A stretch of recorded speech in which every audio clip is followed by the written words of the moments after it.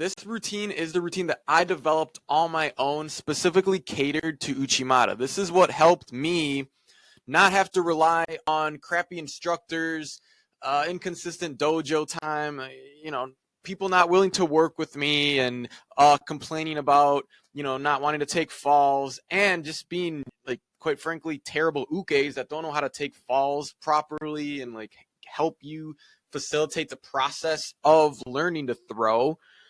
There's so many bad ukes. I don't know if you guys can relate, but there's a technique to falling. It's judo etiquette to be a good uke. But anyways, this is how I made faster progress versus anybody else in my dojo, because everybody else was lazy and they didn't want to put in the work on the side on top of the dojo, but also I'm slightly crazy and I obsessed over this. This is something I really, really wanted to perfect. So if you're anything like me and you're crazy and you obsess over something, this is the video for you. Okay, so I'm going to break down this little flow chart I made. So how the goal is eventually to get to a perfect Uchimata. So my first little exercise that I did, I learned this from traditional Japanese people. I saw one of my favorite judokas, Ono Shohei and Joshiro Maruyama, do this one. But it's where you use a wall and you use it to balance. And the point of it, it's like a shadow uchi, call me. The point of it is to help you perfect the entry and understand the form.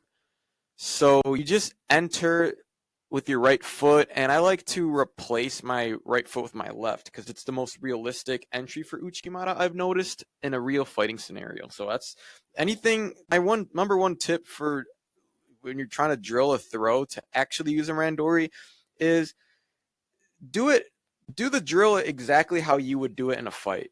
Don't do it any other way, because that was another mistake I made. Like, I would practice the T step, you know what I mean? Like the 1-2 T step, but that no opponent is actually going to let you do that in a fight. So do it realistically. Do the drills realistically how you would expect to do it, how, like, relying on your second nature. Like, your second nature is going to be the way you've been training. So you might as well train it that way. You know, when your adrenaline and your emotions are in the moment, when you're doing Randori or a competition, you're not going to have time to articulate the perfect traditional entry.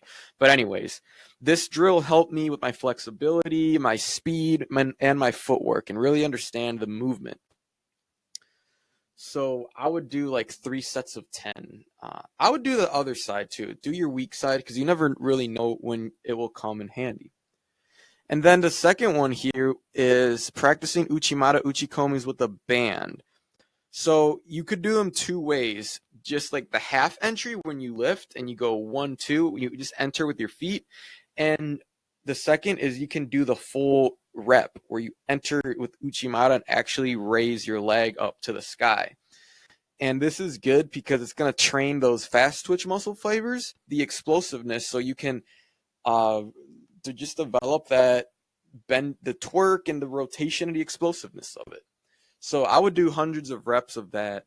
Obviously, the half reps you can do easier, but if you're going to do like the full reps, I would probably split that in half and do like 25 to 50 per day or every other day. Okay. And this is like the real one that really helped me progress is I finally bought a grappling dummy. Don't get the heavy and stiff ones. Get like 40 to 50 pounds. And it doesn't have to be like a high quality one. Just get any like crappy one just to get started. And eventually, if you want, get one that's made of vinyl or leather, because those will last years and never rip on you. But with the grappling dummy, the secret is to throw with intent. Don't throw like pussy, going through the motions. Like, your first couple of reps are going to suck. But this is the beauty about using the grappling dummy, is you can do it for higher reps, and you don't have to rely on like a real life uke who would be complaining about pain and probably takes terrible falls. So after like the 10th rep, you're going to start to get better, because repetition is the father of learning. The more you do, the better you'll get, because you're going to start to notice little details about things you were not doing before, and things that you should start doing more of, you know, like from the footwork to getting your hips in, understanding truly what works for you, what's making the throws better. And then that is what's going to translate on the mat. I'll explain that in a second. But basically with the dummy, now you have an opportunity, since it's not a real person, you don't have to worry about hurting them. You can throw really hard. So you're going to work on your explosiveness. This is also going to do good to your wonders for your flexibility. Because Uchimata, the more flexible you are, the better your throw will be. It'll just look more beautiful, and you can throw taller people because you can actually raise your legs to the sky and not have to really rely on lowering your center of gravity as much. But you probably still will have to lower your center of gravity if you're a short player trying to Uchimata on a tall player. And just the bending. Like, again, I'm a big fan of throwing your grappling dummy like you would actually throw a real person Randori. All of your training should be as realistic as possible because that's the whole point of doing the training, is to eventually do it on a real person. And the bending, I just mean like really bringing your head to the ground, because that's, you know how like arm wrestlers do when they're like arm wrestling, and you see them like bring their body down before their arm. That's the same thing with the judo throw, especially with throws like Uchimata, Haragoshi, like hip throws, Sotogari. Like, if you watch Ono Shohei do it, he does it all the time. Like, he brings his head literally to the ground, then raises that leg to the sky. Like, that over rotation really helps your throws just get really explosive and beautiful. So shoot me a message on Instagram if you want like more information on how I train with the grappling dummy. And then finally with the dojo, look, guys, like I gotten frustrated in the past with my dojos that I've gone to because they didn't, like, the instructors sucked and they didn't really know how to explain certain throws. Well, they didn't really spend time with you. They didn't really care. And a lot of the people that were there were like lazy and they didn't want to, train with me and get extra throws in. But if you find somebody who's willing to train, this is your opportunity to practice the throws, the Uchimata in this case, to practice your Uchimata on a real human. It might feel a little awkward at first, but like I said, after you do a couple of reps, you'll get into the flow of it and you'll start to really understand how. But the grappling dummy, from doing all the reps you've been doing on it, you will have already pretty much kind of mastered it at this point, and your hips will be perfect. You know how to enter your hips, your kazushi, because you're doing it so realistically at home with the dummy that people will look at you like, wow, how did he do that? When you're actually trying it on a real uke and at your dojo.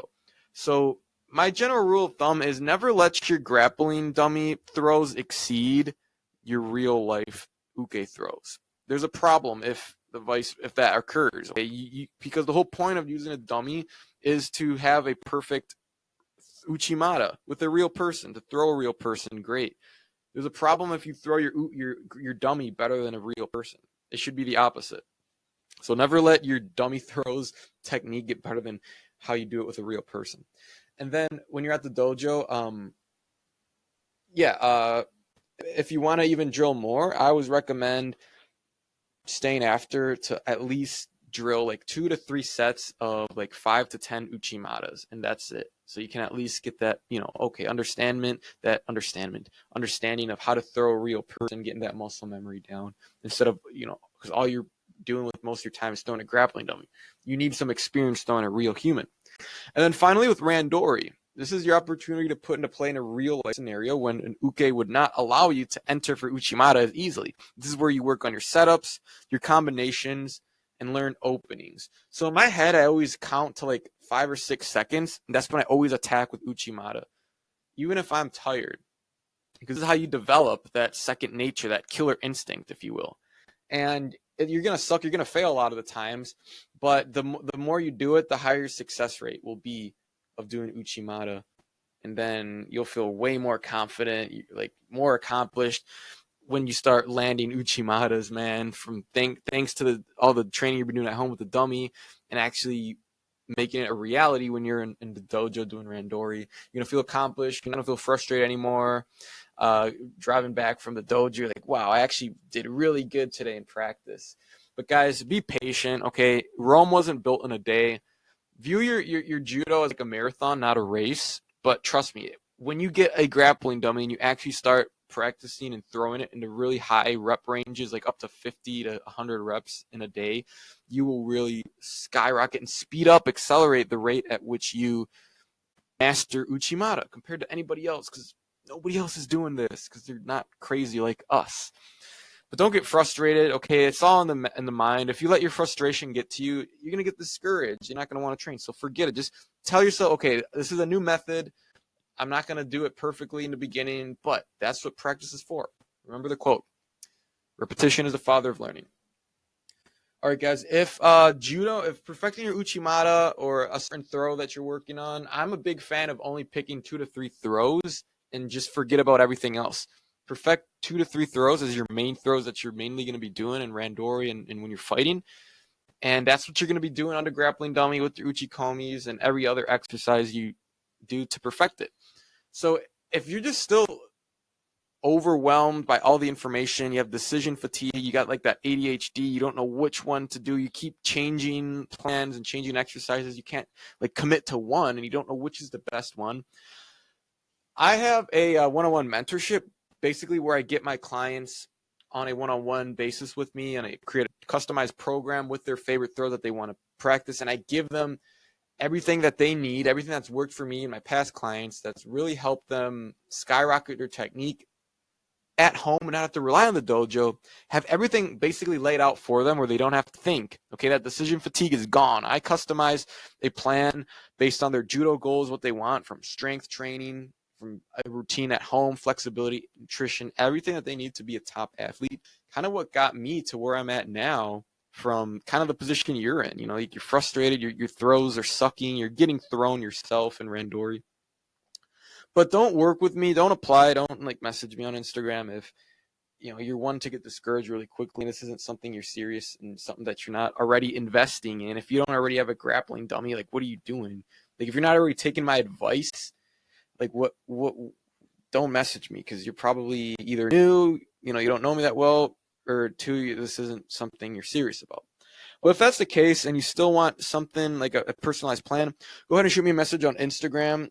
Or you can, if you don't have Instagram, you can directly hit the calendar link, go through the questions, and book a call with me. And we'll go over your goals and to see if I want to work with you and if this program is the one for you. And we'll make you an offer at the end if it makes sense. And I'll leave it up to you. And boom, we can guide you through the onboarding process and start getting your judo to that elite level. I'll see you guys in the next video.